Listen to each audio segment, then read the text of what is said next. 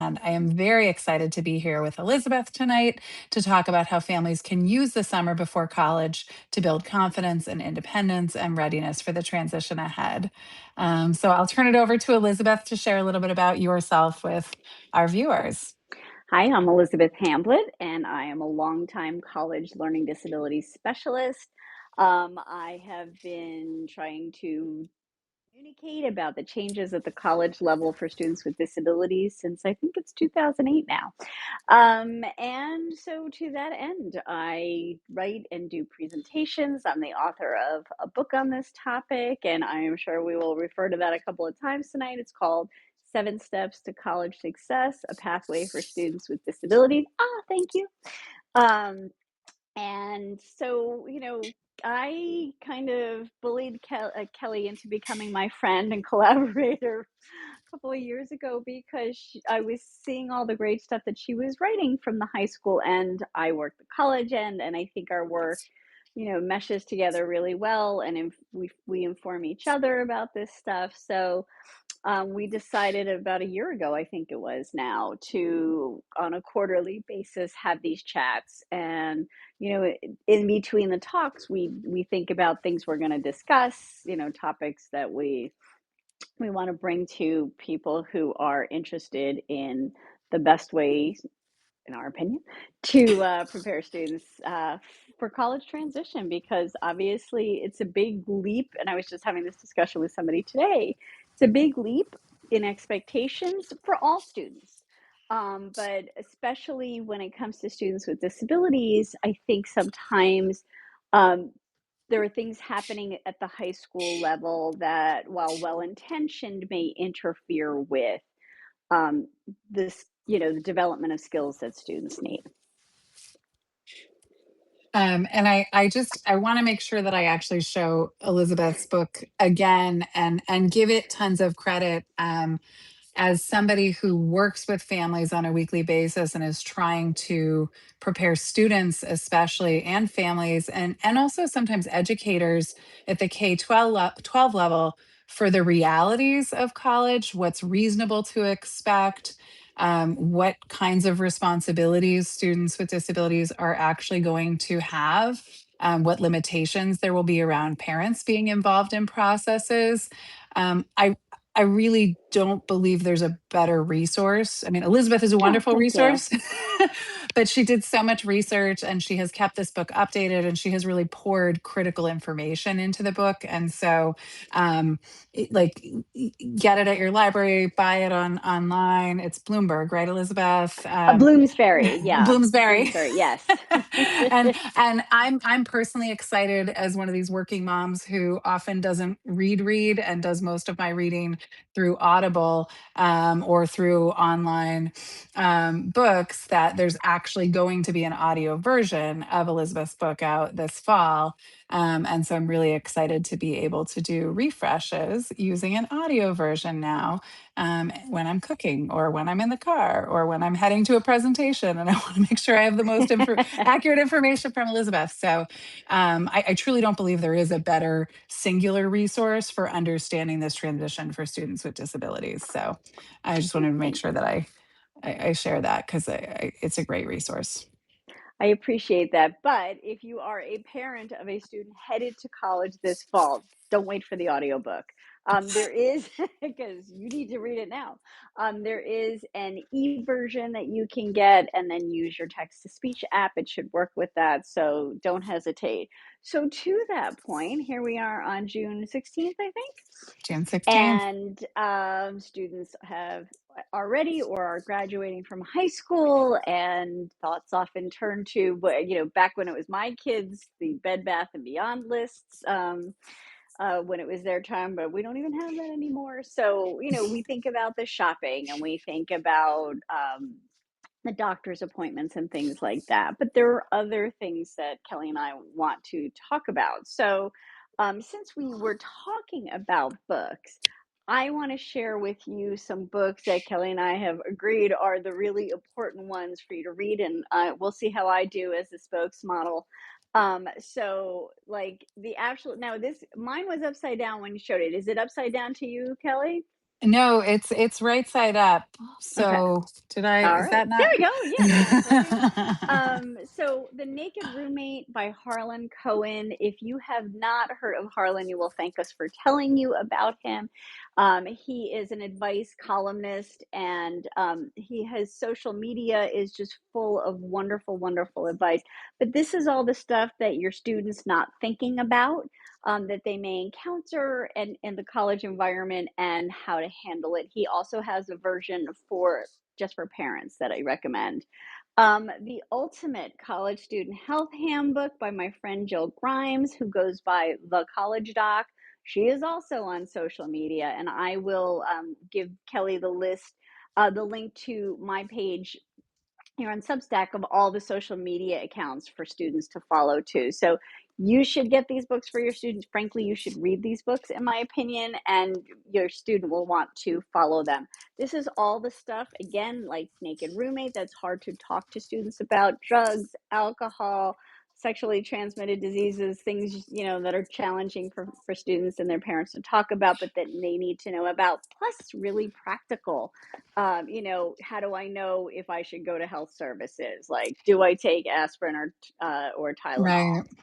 And I just want to add, Yeah. Elizabeth, because I think when students are making a transition to college, my hope is always that students have reached a point of independence with any medications that they're regularly taking that have an impact on how successful they can be with things. Um, and and so I'm often talking with medication, with families about medication, or if you're going to make any changes to medication before the student leaves, make sure you've given it enough time that they're good with their schedule. But the reason I bring that up is I've actually learned a ton from the college doc, from Jill, following her social media channel, because she shares a lot of information for students who take prescribed medications in terms of thinking about how that might impact other college activities that they participate in.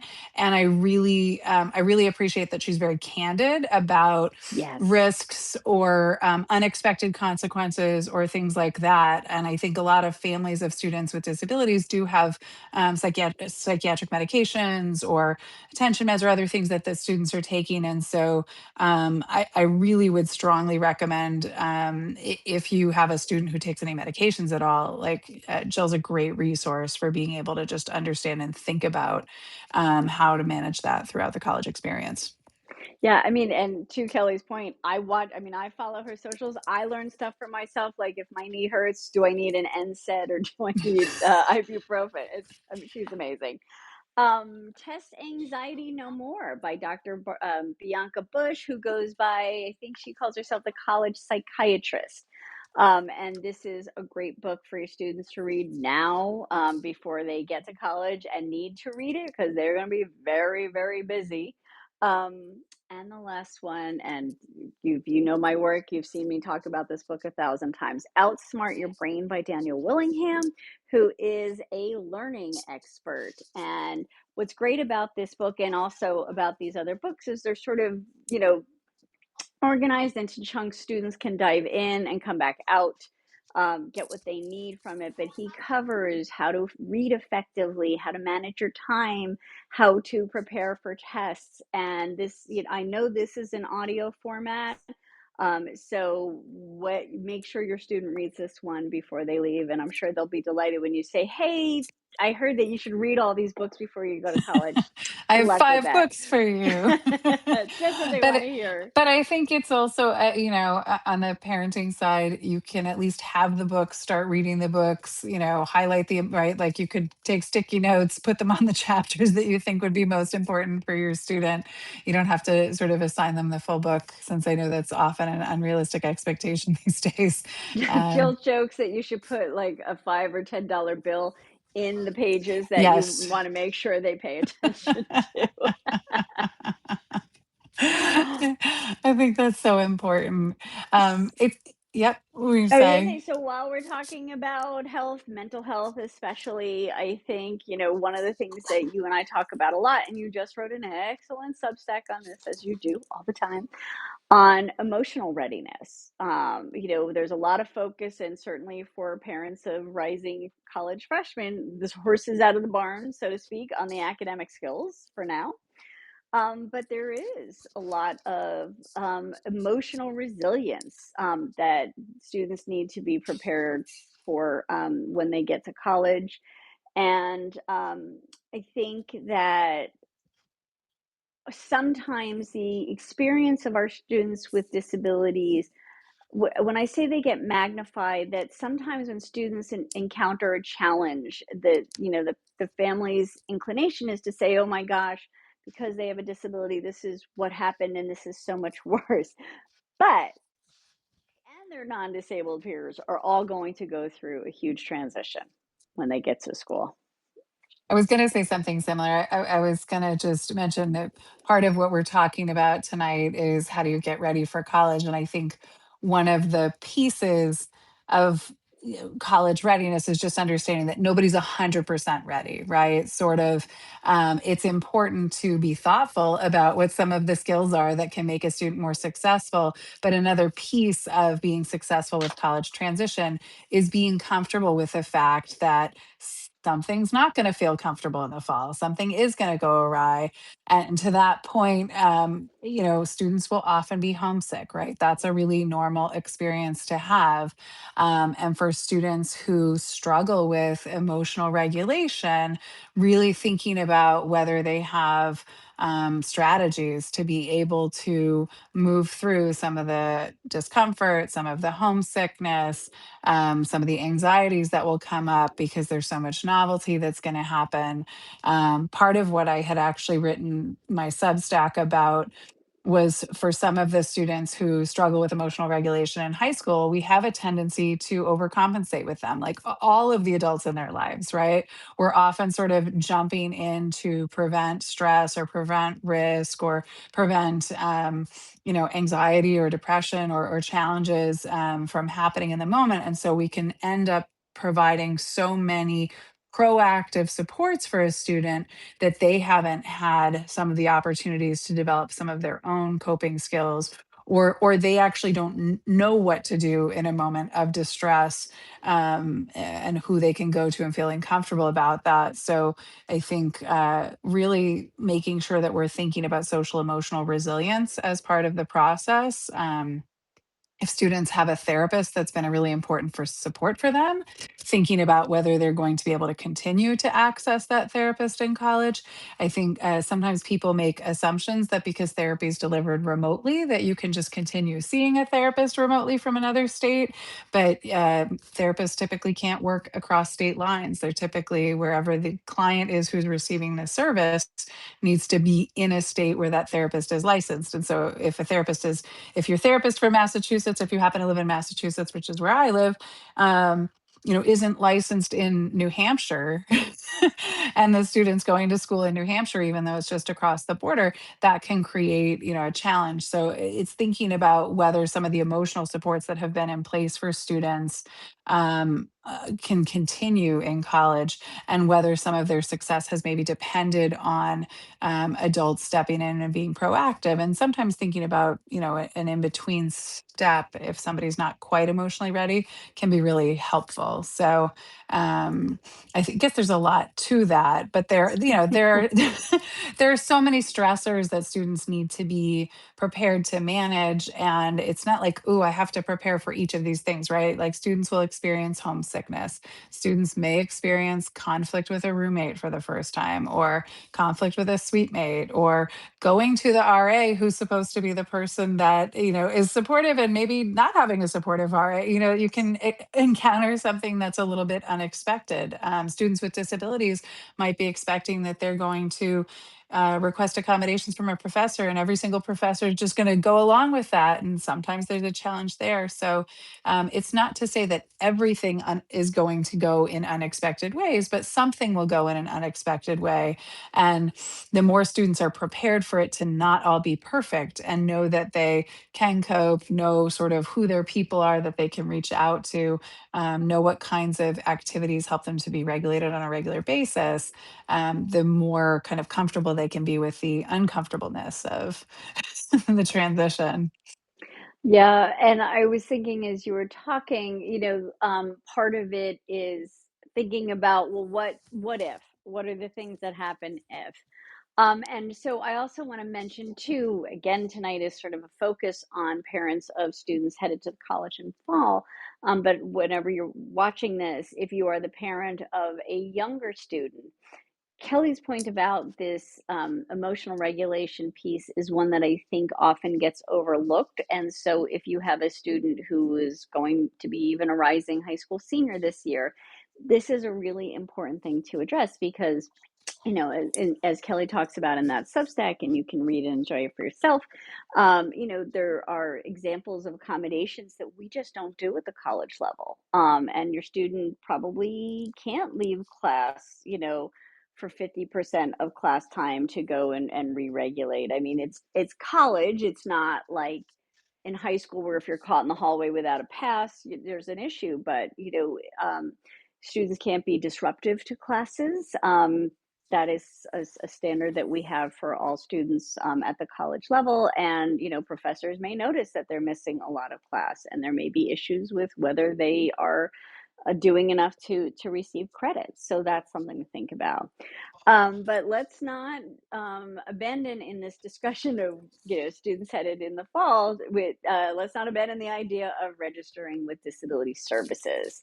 So not always an easy conversation, I recognize, for families. And if you go to my website under registration, under the blog, under free resources, and then it's organized by topics, you'll see some posts about how do students get access, what does the registration process look like, what documentation may they need. I can't tell you because every single college's um, documentation requirements is their own. And so you only need to know which one the college your student is attending looks like. And then, to be aware that, I mean, by now it's June. I don't work with housing in my job, but if you have a student who has hopes of getting certain housing accommodations, um, probably they should have asked for them already. There is a limited supply of housing at a number of colleges, and so the number of students who might be found eligible for a room by themselves, a semi-private or private bathroom, the bar may be high depending on the housing stock at a certain college, and certain levels of needs will take priority over others depending on how disability services views that. So be aware if your student does not wish to register with our office, and research shows that a number of them don't, at least when they start. This is not the end of the road for them. They can literally register with us up until right before their last set of finals. There's nothing in the law that allows us to, put a cutoff date in that way. But what is true is that we are not responsible for anything that happens up until and once they get registered and presumably approved. Everything starts from that moment forward. So every year at colleges across the country, midterm grades come out in the first semester, and we see a number of students who've been with us who've never registered. They come to us and they say, "Hooey, midterms did not go as I had hoped, and I'd like to register." And we say, "Absolutely. And here are the accommodations you're approved for," and they go now. And the students might think, well, but I didn't have those accommodations. You're going to ask the professor to like adjust or wipe out those grades, right? No, we don't do that.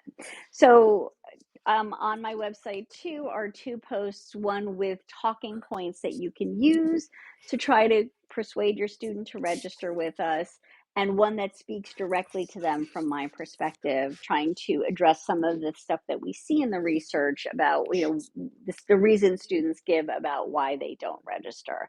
Now, when they register, there are a couple of different ways this can go. Again, that emotional regulation piece. They may be found not eligible. I can't give you stats on that. We don't have them, but that is something that you need to be prepared for. They should be told why they weren't found eligible, or they may be found eligible but not get all of the accommodations that they've requested. Again, disability services should explain that to them, and if they don't, they can ask. And then they might get approved for everything. But here's what you need to know also. So let's say they start our process and they fill in our form and they're supposed to have an appointment and they just never make the appointment. They're not registered.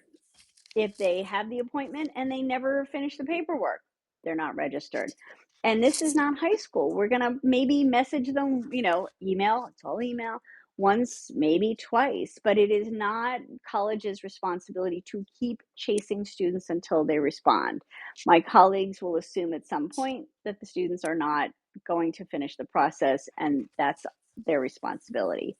And then once they do, finish the process, get approved, they will have responsibilities. So make sure that they are aware that often at a lot of colleges, if they have a test coming up, they need to fill out a form. The professor is not going to fill it out. Disability Services is not going to check their schedule, reach out to their professors, tell them when things are happening, find out when things are happening and set up their accommodations. So, it's a lot of responsibility, and you want to make sure students, if they're willing to sit down with you, review the whole Disability Services site for their college, make sure they understand what they're expected to do, tell them they can reach out to you if they have questions about what paperwork they have when they were identified, with a disability, that you're there to be part of the support team. Yeah. I think I mean, especially if you're watching this, well, anytime from now forward, we're simply getting closer to the beginning of the fall term for students. And so if a student hasn't already started the process of registering for accommodations at their college, you should really be starting that immediately, because you don't know how long it will take to get through that process. You want to make sure you have the right documentation in place. I mean, so often there's good documentation written out, but it's not specific about the accommodations the student needs, or if a student had an IEP in high school and a college is willing to look at that, which is not always the case, but sometimes the accommodations are wildly different than what you would expect in a college setting, or there are, you know, 9 pages of accommodations in the IEP, and you may not have an understanding about which of those apply. So there's a huge benefit to starting to do that now. Um, I think it's also just important, if June 16th, we're looking at, 2 months, sometimes maybe 10 weeks for students before they're starting school. There are a lot of other types of activities that aren't necessarily disability related activities, that are just enrollment type activities that students need to stay on top of as they are preparing to head to college. Um, a lot of students who have executive functioning challenges may not be very organized with this. You can miss one email that matters significantly as you're registering for college. Actually, I'm when getting I sweaty just thinking about it. I always think about when I went to graduate school, and I was fortunate. I went to Harvard for graduate school, but I almost missed the whole experience because when I registered, they give you a student email address. You need to start checking your student email address immediately. They sent the bill to the student email address, and I almost missed it and didn't pay my tuition for my first semester of grad school, which would have heavily affected, my life. And that was like missing one thing, and everything is electronic now for students, right? There are, so many steps. So students really need to be checking their student email regularly at this point. There are often also other student portals that they need to be checking for information regularly at this point. They're going to have to complete, if they haven't done housing forms yet, like that often comes up quite early. And they would need to complete those even if they're not looking for a any sort of specialized housing arrangement. There's going to be sometimes orientation registrations, right? There can be sometimes schools will have additional orientation for students who are part of a learning disabilities program or who are going to be who are registering with disability services, but sometimes those fill up. They may not have the same number of slots as students with disabilities at the college. And so you want to make sure you've registered for those and haven't missed those deadlines. There's typically placement testing that might need to be taken from home by certain dates. Obviously, financial aid is something you want to be paying attention to. Health forms, immunization forms, like there's a lot of, I'm going to say paperwork, but it's not paperwork. It's all digital, right? Like I think digital we're gonna form stick with filling. that, yeah. Administrative Yeah, sending in responsibilities. a photo for your ID. I mean, they're just Yeah. all of these like step by step registration lists, and so hopefully this is not new information to anybody watching this. But I do think it is worth having some sort of time per week that someone is checking in with the student to just say, Mhm. which of your enrollment activities have you done? What's left on your list? Do you need any help? It's wonderful when students can manage all of these moving parts themselves, but oftentimes there's something that gets missed if they're not used to really kind of like checking on all of those deadlines. So I And think, it's a great executive functioning exercise. Also, I will say if you're going to hire an executive function coach for any reason, it's a great time to hire an EF coach because this whole enrollment activity is such an executive functioning exercise. It's yeah, a great time for the coach to start learning how the student organizes themselves, how they manage all these paperwork activities. And so rather than waiting to put those sessions in place in September, if it's something you're thinking about doing for a student, I will sometimes say start in the summer because that's the perfect time to be able to use enrollment as an executive functioning exercise and start to really it's a great idea. research the different supports on the college campus, map out how they're going to use the writing center or different resources on campus, and start to actually like pre-build what the structure is going to be for organization for the semester. Um, And be careful. I don't know how common this is, but in my community online, there have been colleagues who have mentioned that it is a violation of the school's technology code for students to share their password with anybody.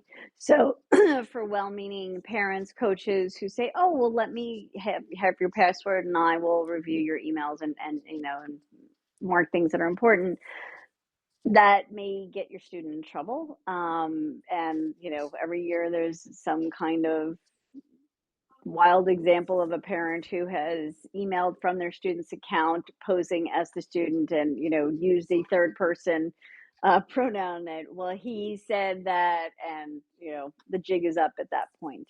And also, you and I talk about this all the time. We want students to go to school with confidence, so you can help them learn to manage email.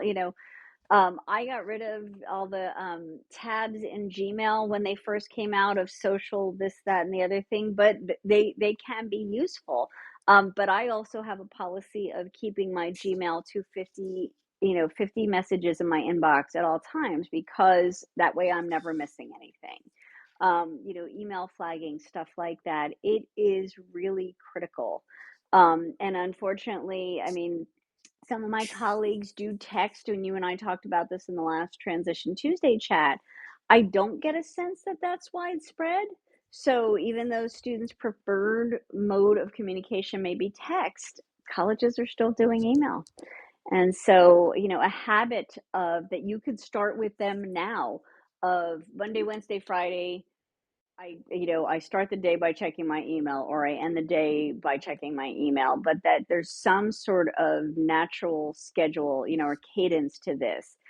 Because what I've also seen happen is when they don't check the email regularly, it gets totally filled up. They are overwhelmed. They will not look at it. yeah. So, all that stuff of like unsubscribing from every single place they've ever ordered stuff from, they can always resubscribe and get 10% off. But to just clean house right now and really start with a manageable amount, I think is a good habit. You can show them how it can make a difference. And they Um, need to be, I mean, they really need to be checking their student email daily. So they may have personal email that you were using before, and they may be just checking the student email once in a while, and they really need to be checking the student email daily.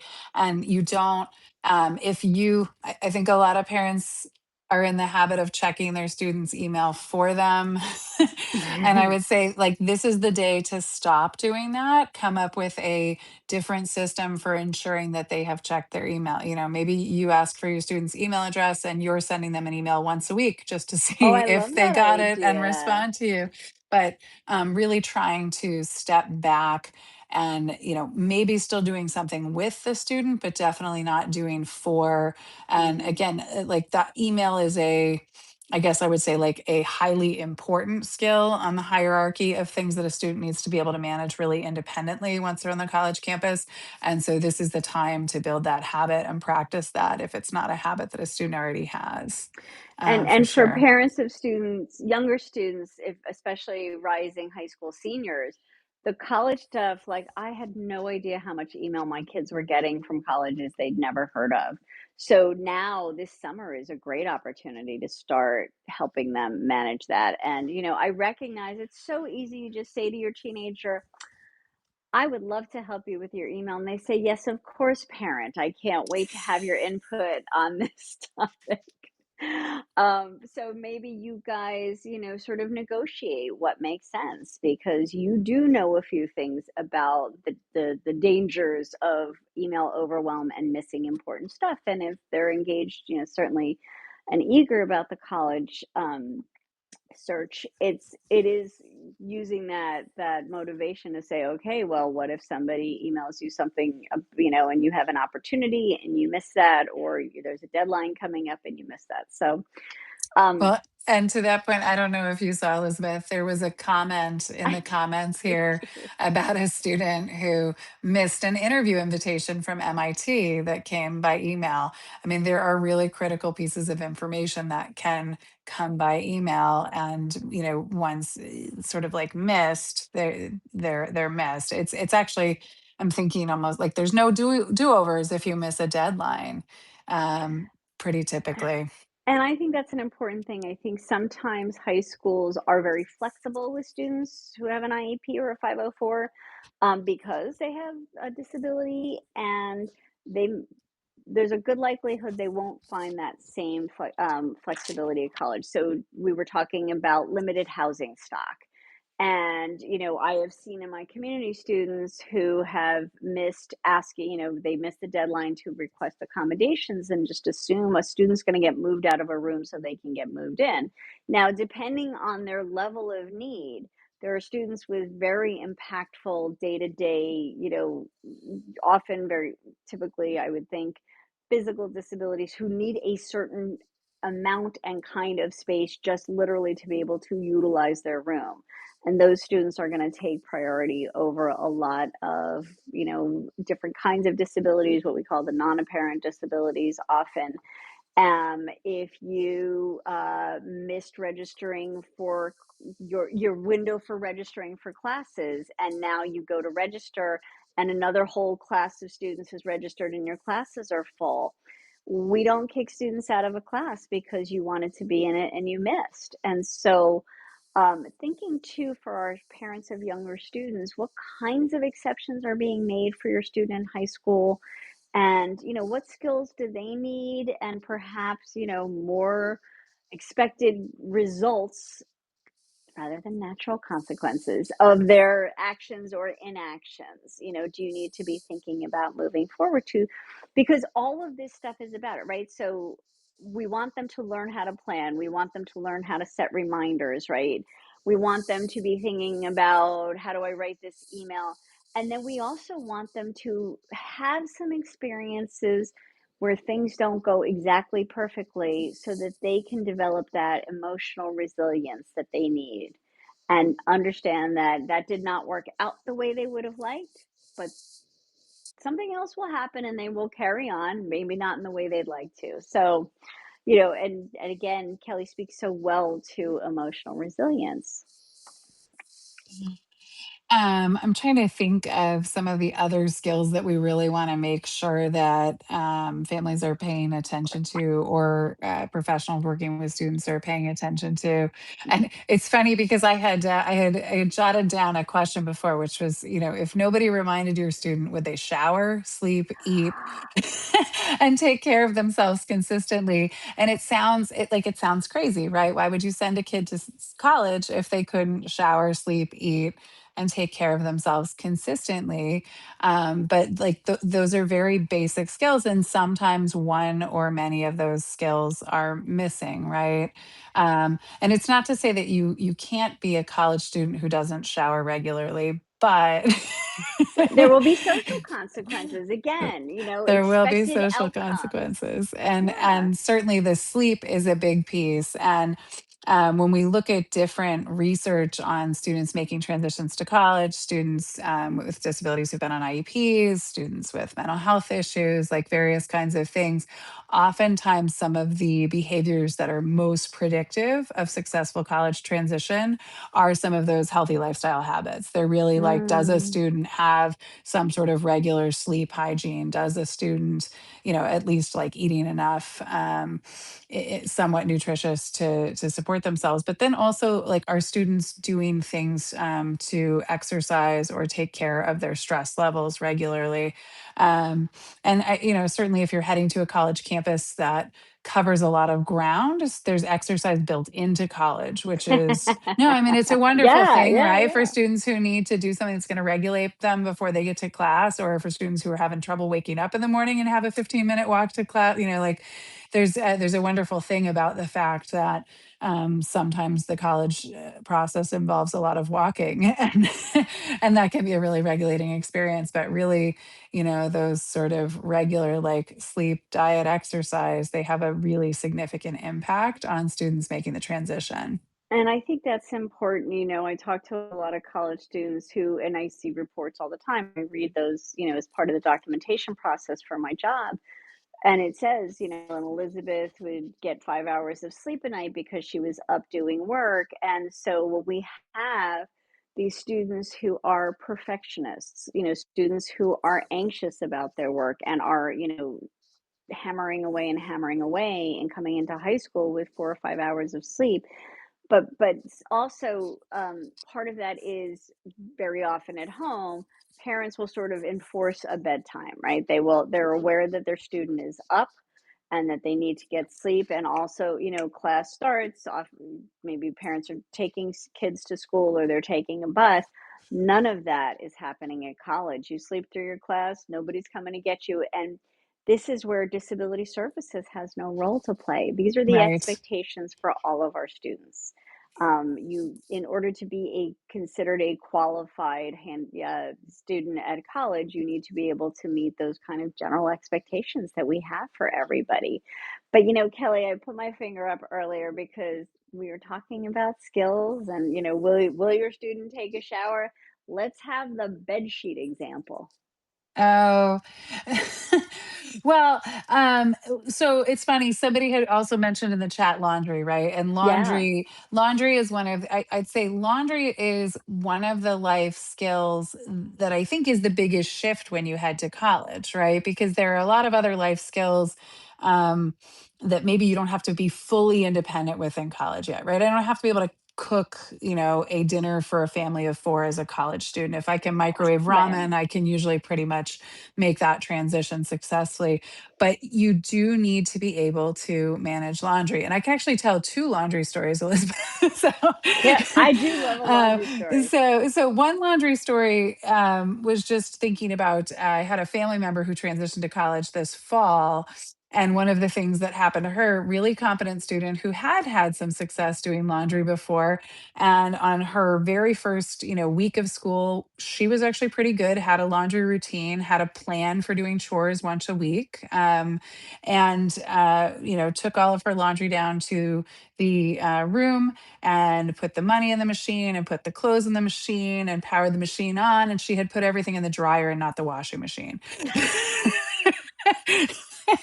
and and so she, So like, cute.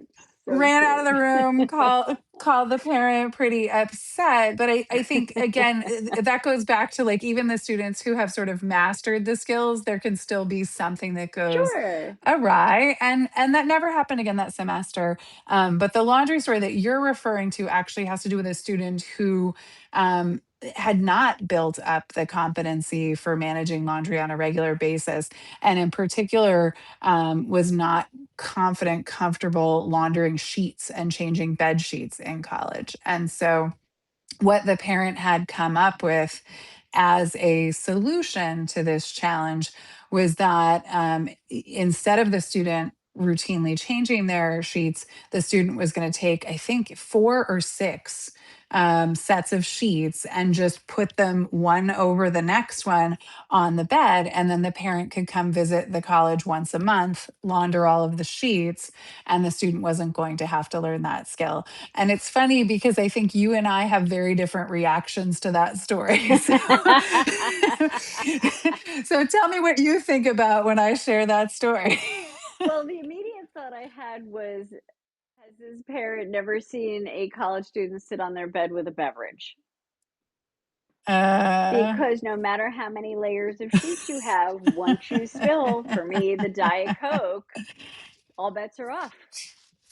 yeah. So, Well, and I think if I think it's important to teach skills when we teach skills. I think if it was, August 15th and you've been working all summer on laundry or manipulating bed sheets onto the bed or whatever else, and you just haven't made it all the way there, I wouldn't have the reason a student doesn't, go to college be because they couldn't change their sheets, right. right? I think and who knows? I assume if you spill a Diet Coke on Thursday night, maybe your student would need to go to school within 3 hours driving distance so that there could be an emergency sheet change, right? I mean, I'm always thinking about the, okay, what could go wrong? And then, Mhm. how do we plan for that? And I think we want to get away from that thinking as people who support students and parents, Right. of students, because ultimately I want the student to be able to demonstrate the skill and to be successful in doing their own laundry. But initially, it's like if that's the straw that would break the camel's back, then sure, you go up and change the bed sheets the first couple months as the student's still mastering that skill.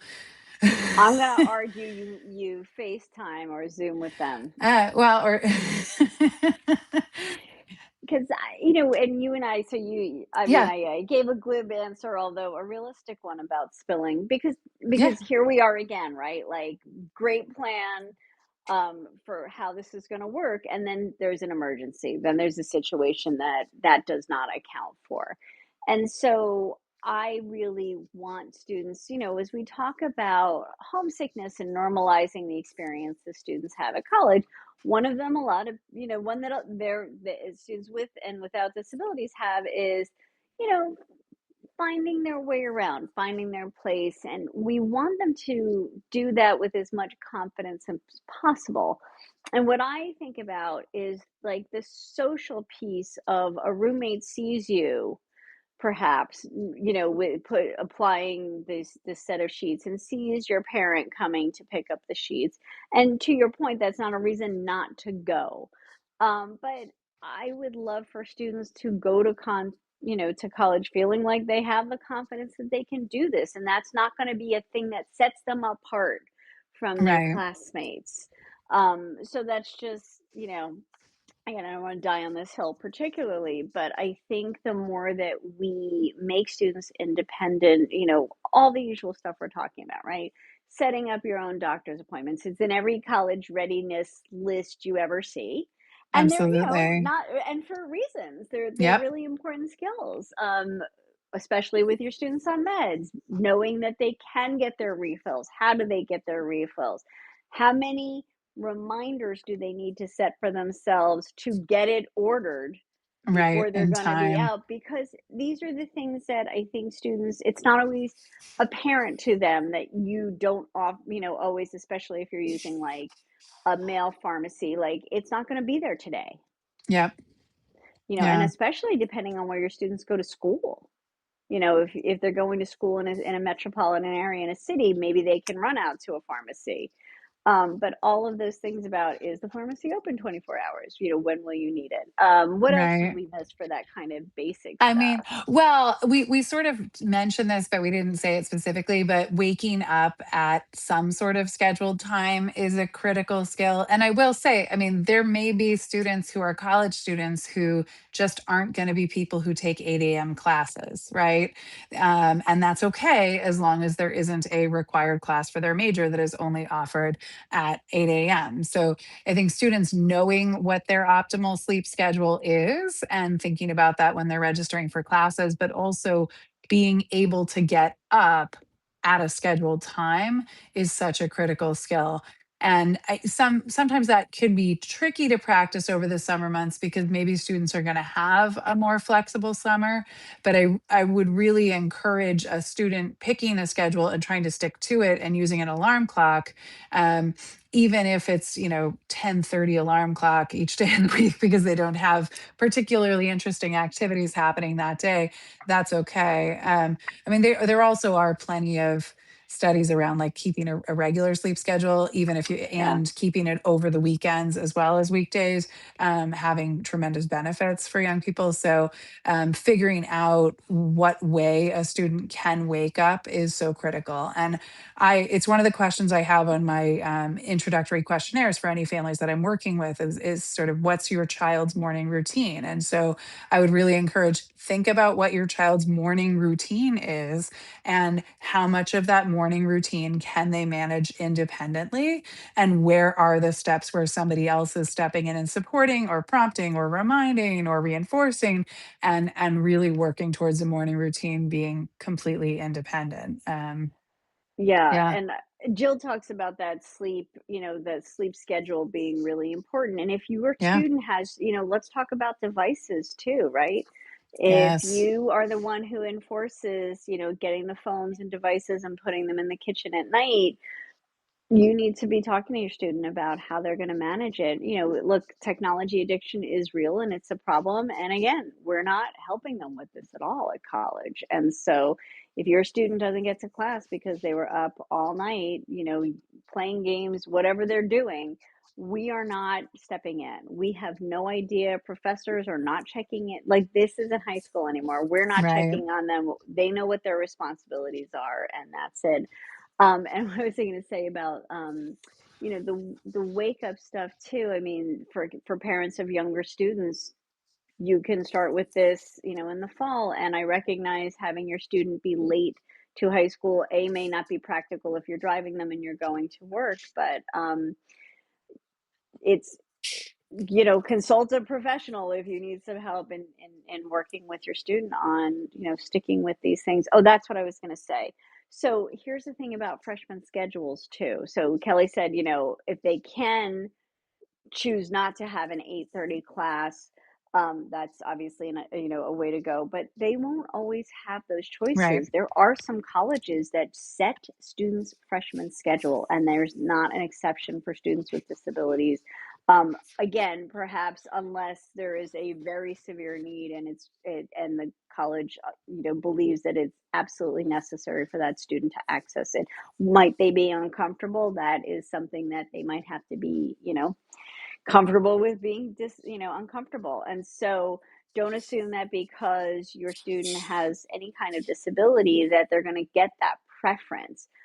Even if they get priority registration, which, there's just a discussion in my community today, where a colleague said that his college basically got rid of priority registration. And some of my colleagues have moved away for that, but Yeah.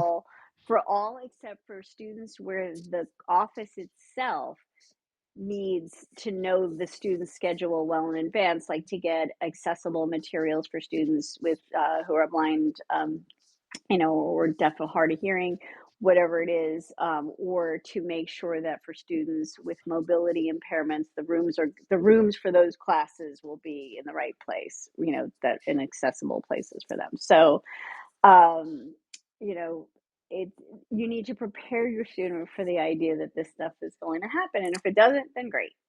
And I think, I mean, a piece of preparing is also maybe just having conversations about what the students' expectations are about Yeah. how they can manage their classes, and kind of reality testing some of those things. I like this attendance piece is so interesting because Mm. I meet a lot of high school students who understand that college is a more flexible schedule than high school, and then think that just means college is an 100% flexible schedule and attendance is Oh. 100% optional, and maybe they heard from someone, if you just complete all the work, you're going to be fine.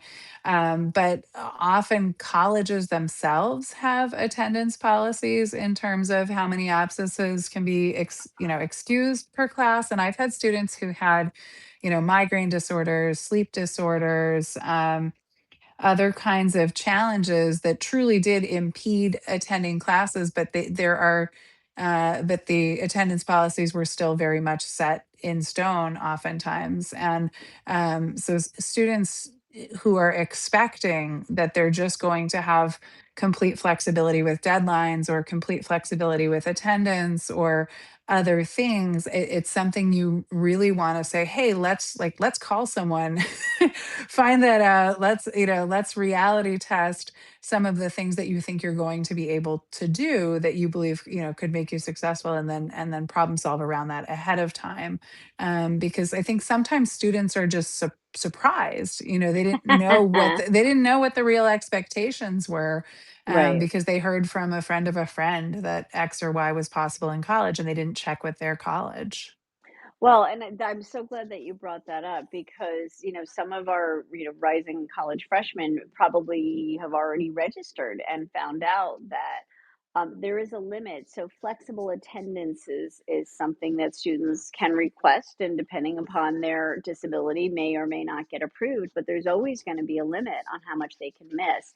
And so that's a great point to bring us to, Kelly, that once your student is approved for accommodations, if they're willing to, ask them to show you the email that they got and make sure they understand what their responsibilities are. Yes. Now, my colleagues, many of them say that, and the way that this stuff gets communicated to professors varies from college to college. So, um, at a lot of schools, I said a lot, that was irresponsible. I don't know how many students log into a system and it populates and it says, Elizabeth Hamblet, you've been approved for these things.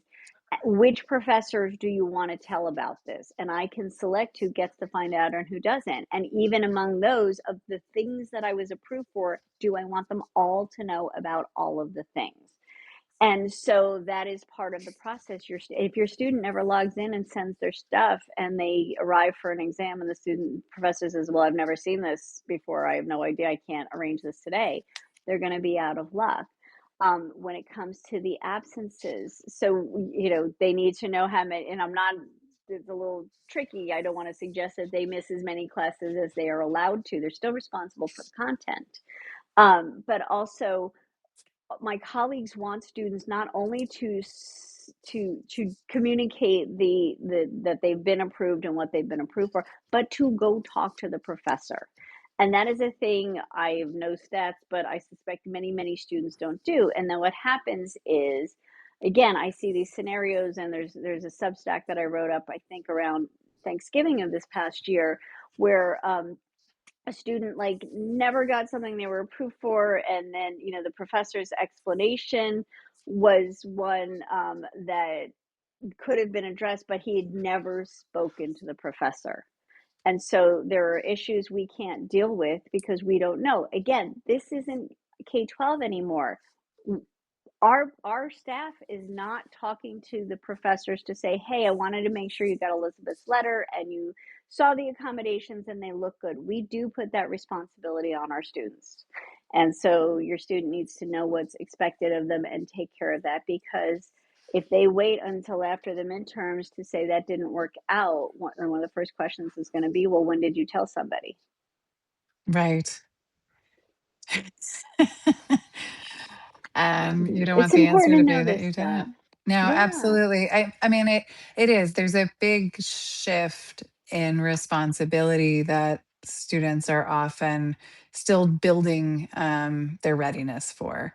Hmm. So that's why you really want to this summer have your student take responsibility for something new. I mean, just thinking about um, anytime you could let your student manage just a tiny bit of discomfort or problem solving or novelty, like go ahead and do that, even if it means that you have to be uncomfortable as the supporting adult. That is very much worthwhile. I'm realizing we're getting a little bit close to the end I of our time know. together, and we've had some awesome comments. But I definitely want to invite that if anybody who's with us has questions that they want to ask or other types of topics that they want us to comment on while we're here, feel free to throw that in the comments while we're talking. Something I haven't specifically mentioned, just in terms of thinking about college readiness, Elizabeth mentioned college readiness checklists. I have a college readiness checklist that I've assembled over the years that happens to be on my Substack. I just did a republication of it last week on the 7th, I think. And it's just an article that says, "Is your student ready for college? 31 must have skills."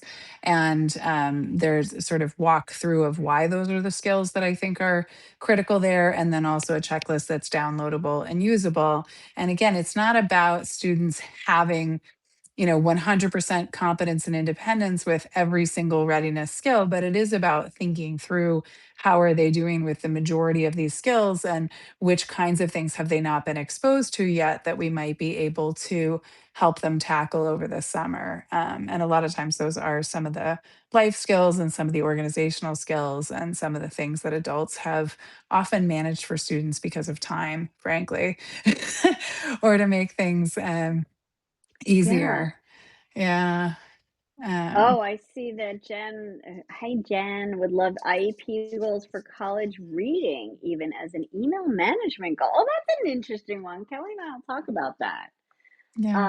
But if I might be so bold, certainly parents of college bound in the fall students, please read my book because I don't want you to be surprised by the stuff that's going to happen. I want, there are parts, the ship has sailed on some parts of it, but I want you to be familiar with how our process works and why, what the shift in the laws, looks like, and what your student can do if they get turned down for certain accommodations. But for parents of younger students and professionals who are watching, read my book first this summer. Take it to the beach. It's in paperback now. You don't have to get your nice copy wet.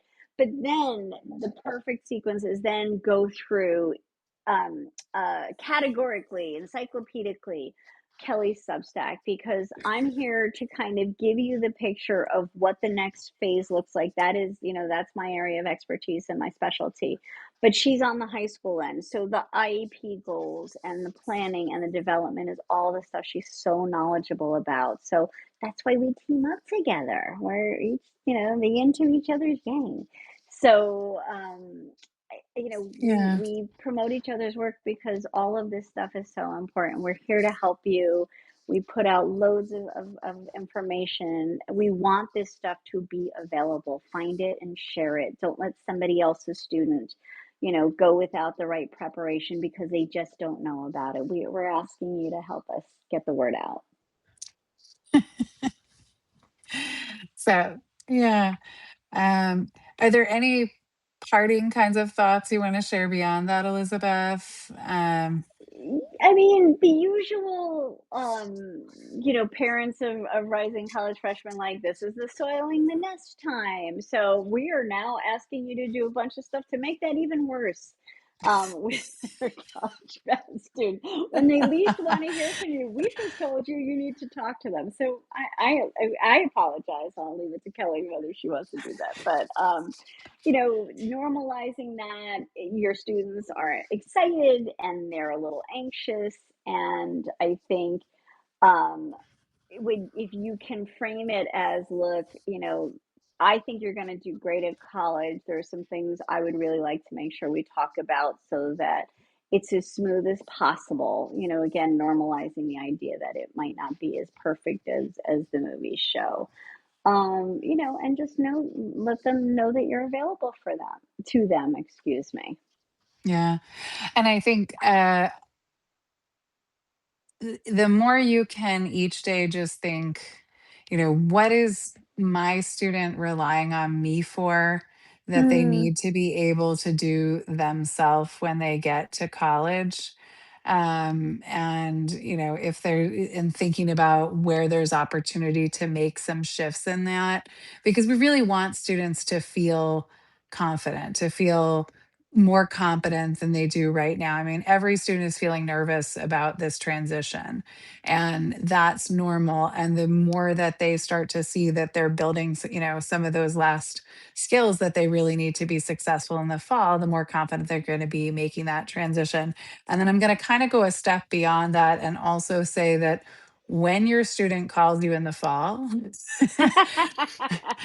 and they are experiencing a crisis, you also need to, in that moment, realize that you can help your student think through how to solve the problem, but you can't solve the problem for them. I've been in a lot of different, meetings recently, talking with parents about college transition and talking with college staff involved in those meetings. And nobody on a college campus wants to hear from a parent.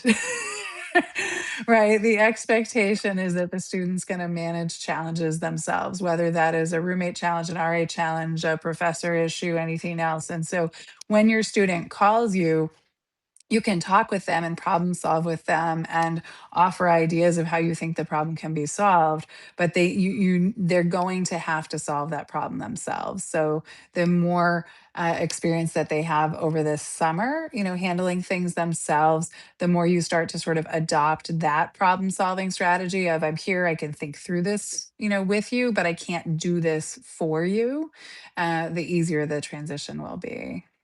And that's great advice for parents of younger students, even rising high school freshmen.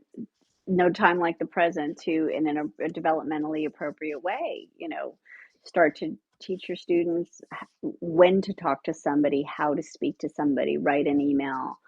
All of these are useful skills no matter what they're going to do after high school. Absolutely. Um, I know we're going to put in our notes for this conversation, where folks can find us, but do you want to share any information about how people can, find you and follow you if they want to get more information about your work? Oh, what a good question. I'm glad one of us is thinking. So here I am here on Substack. So you can read. I use my Substack differently than my main blog. So I do have a twice monthly newsletter that I send out, which has more foundational information about the shifts at college for students with disabilities, about documentation, about accommodations. And I started Substack last year to sort of, like, it's almost more like a living blog, if you will. So it's examples that come to me, from parents in my free Facebook group about, my student had this situation with a professor, or I heard this about applying to college, what do you think? So if you subscribe to one, I'd love it if you subscribe to both. They're both free, and they're kind of covering different things. Under free resources on my main blog on my site is over, I think it's 60 blog posts. I've got a YouTube channel where this, you may be watching this right now, where our conversations and other conversations I have with professionals go. What else am I doing, Kelley? You can buy my book. You can read my 6-page short guide, which would be a Oh, good one for right. your students to read this summer. We didn't even plug that one, no big deal. And if you would like to learn by watching, I have 2 videos on demand, 2 webinars on demand on my site, that you can watch as quickly or as slowly as you like. So, and Kelley, where can folks find you?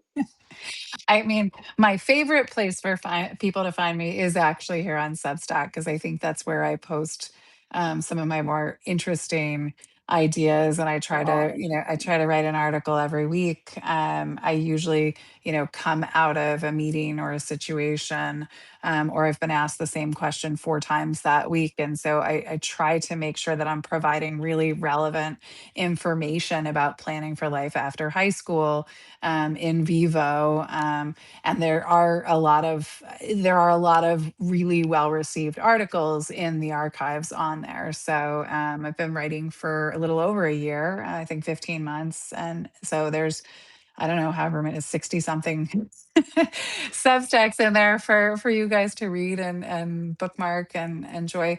And then I'm on basically most social media, and it's just at Kelley, Kelley, Challen, Challen, transitions. I am on LinkedIn for professionals to connect with me. I'm on Facebook. I'm on Instagram, even though I'm terrible at it. I'm on Fair enough. Threads, but it's mostly Elizabeth tagging me on Threads because she's better at that than me. And then I do have a YouTube channel. And if families are actually or professionals are looking for consultation or services or things like that, I have my website, which is just challengentransitions.com. And I like to say I'm a very Googleable person. I still have a relatively unique name in the field. So, when all else fails, just Google and you can usually find my content. So I really appreciate everybody who took time to Yeah. watch this tonight, or if you're watching this later on, and would definitely recommend going back to some of the other conversations that Elizabeth and I have had here and on Facebook. And I guess most of those are logged on Elizabeth's YouTube too. So um, I appreciate so much, Elizabeth, our friendship and getting to have these conversations together. I learn something every single time we talk. And I'm grateful for all of you who show up for these conversations so that Elizabeth keeps coming and hanging out with me every 3 months. She's being modest, I ask her. So, thanks so much, Kelley. Yeah, I mean, I learn about this stuff too, but I think, hopefully our experiences, on both ends of this transition help everybody have an easier time knowing what they need to do. So, you can reach out to either one of us if you have follow-up questions after you watch this. And stay tuned. I think we'll be back on this then in September. Have a great summer. Have a great summer.